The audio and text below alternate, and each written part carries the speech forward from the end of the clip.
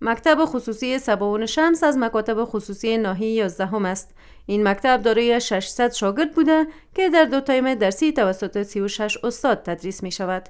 مدیر مسئول این مکتب آقای امرالله امانزاده در رابطه با سهولت‌ها، پلان‌ها و کمیته اسلامی این مکتب گفت: لابراتوار مجهز داریم، کتابخانه مجهز داریم که کامپیوتر ما به تعداد 18 پایه است و در سال آینده ما محل خیر می‌خواهیم که با معلمین با تجربه، معلمین لیسانس و معلمینی که سویش از 14 بالا باشه و دیگه مجلسی هست که به نام شورای مسلمین، اتحادیه مسلمین است که او علاوه بر شما امسال آمده که باید از شما یک کمیته اسلامی هم شما ترتیب کنید و کمیته اسلامی هم ما ترتیب کنیم و کتابش هم داریم موجود از خود مکتب.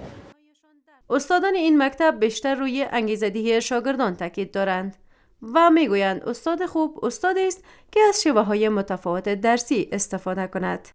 ایجاد انگیزه به خصوص به یاد آوردن درس قبلی با درس جدید میتونه که یک انگیزه بسیار خوب باشه برای یک استاد و برای یک شاگرد و درس استاد با ایجاد انگیزه موفق میشه و ذهنشین شاگرد میشه. استاد دارای یک پلان درسی منظم باشه، وقتی داخل صنف بیاید با روحیه کامل یعنی آمادگی کامل داخل صنف شود.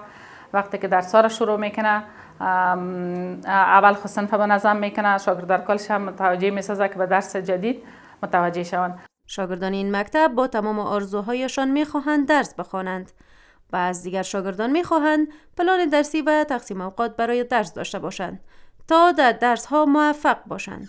من از مکتب راضی هستم. ما تقسیم اوقات روزانه به خود اینجور کردیم که از مکتب به خانه رفتم ما باید مطالعه کنم و درس های خود را بخوانم برای فردا آمادگی بگیرم که از صنفی های خود عقب نمانم. زه خپل معاونه او مدیر او ټول استادان ډیر خوشحال یم او ډیر خوشحال یم چې دوی د ما استادان دي. دوی ډیر با تجربه استادان دي. پلان دارم در رخصتی های زمستانی به کورس ها بروم و درس های خود را از طریق کورس ها ادامه بدم.